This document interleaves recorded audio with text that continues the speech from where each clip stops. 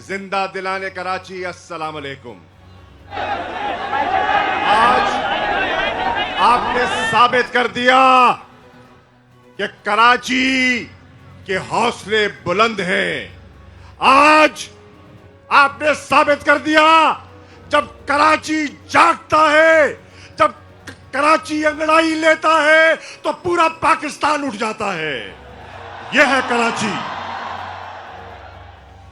हज़रात गिरामी, माह रमजान का महीना है और मुझे याद है कि पिछले साल रमजान का महीना था, 27 रमजान की रात थी।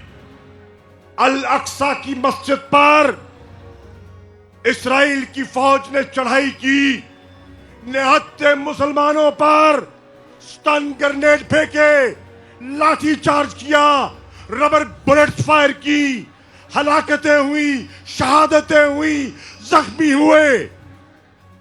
तो इमरान खान ने क्या कहा? इमरान खान ने कहा, शाह महमूद जाओ, अक़वाम मुत्तहिदा जाओ और मजलूम फलस्तीनियों के लिए आवाज बुलंद करो। कराची वालों, पाकिस्तानियों, मैंने शहबाज शरीफ की तरह ट्वीट नहीं, अक़वाम मुत्तहिदा में जाकर फलस्तीनियों का मुकदमा लड़ा और सीज फायर हासिल करवा के दिया। आज ये ट्वीट करते हैं और फिर कहते हैं बनाएंगे आजादाना खारजा पॉलिसी। साथियों, ये वही पिंडाल है जहां से कुछ अरसा पहले बिलावल चले थे इस्लामाबाद। हाँ, जानते हो ना बिलावल को? जानते हो?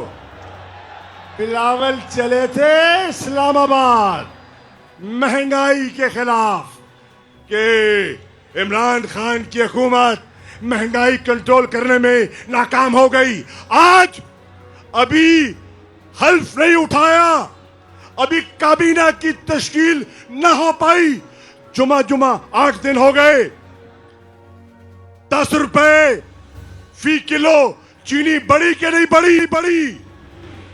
चावल चले थे इस्लामाबाद महंगाई के खिलाफ कि इमरान खान की हुकूमत महंगाई कंट्रोल करने में नाकाम हो गई। आज अभी हल्फ नहीं उठाया, अभी काबीना की तश्कील न हो पाई, जुमा 8 दिन हो गए।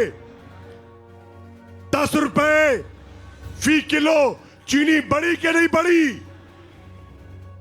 30 रुपए किलो घी बढ़ा के नहीं बढ़ा? 4 रुपए 85 पैसे फी यूनिट बिजली बढ़ी के नहीं बढ़ी? और अभी तेल की और डीजल की तो कीमत अभी आनी है।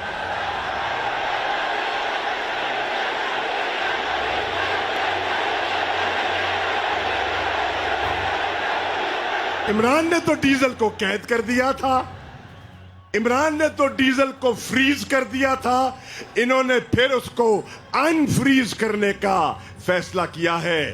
मेरे साथियों, मैं अगली बात जो कहना चाहता हूं वो ये है, कराची में एमक्यूएम को बड़ा मौका मिला इक्तदार का, हुकूमत का, और हमारे हलीफ भी रहे।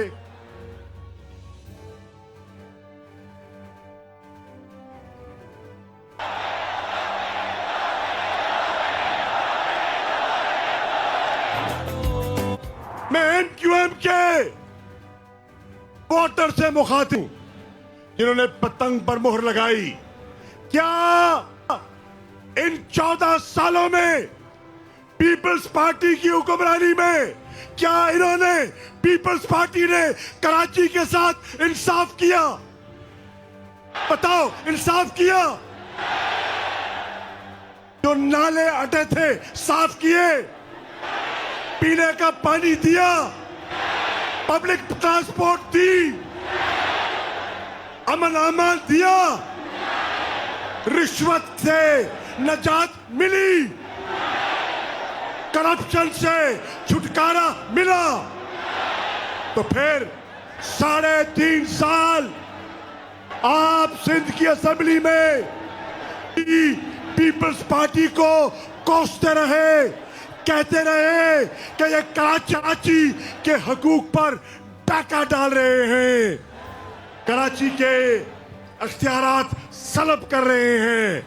बल्दियाती इंतखाबात के लिए जो नया कानून बनाया, इन्होंने सारे अख्तियारात सूबाई हुकूमत को दे दिए।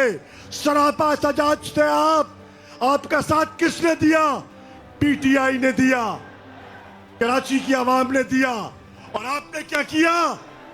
जो आपके अरमानों के कातिल थे, आज आप उनकी गोद में जाकर बैठ के क्या फैसला किया आपने? ये कराची के लोग आपसे पूछते हैं कि आपने ये क्या फैसला किया। मेरे दोस्तों, साथियों, यहां सिंध में हमेशा सिंध कार्ड खेला जाता है। लसानियत को हवा दी जाती है। हम तहरीक इंसाफ के प्लेटफॉर्म से लसानियत को दफन करने, फिरकावारियत को दफन करने और इंसानियत और पाकिस्तानियत को फरोग देने के लिए मैदान में उतरे हैं। साथ चलोगे? कंधे से कंधा मिलाओगे? दम है, हम है, जोश है, इरादा है, अज़म है, ईमान है, कुव्वत है, तंजीम है, इमरान तो है।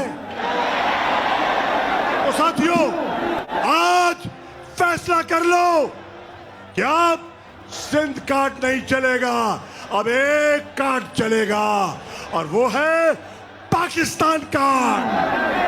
हमने मुल्क को यकजा करना है, आपस में परोना है।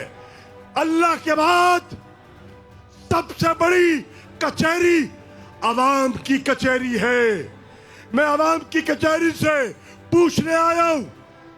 बिलावल कहता है, मरियम कहती है, ये जो मरासला है, ये साजिश का मरासला जो है, ये इंपोर्टेड हुकूमत को मुसल्लत करने का मरासला जो है, ये झूठा है।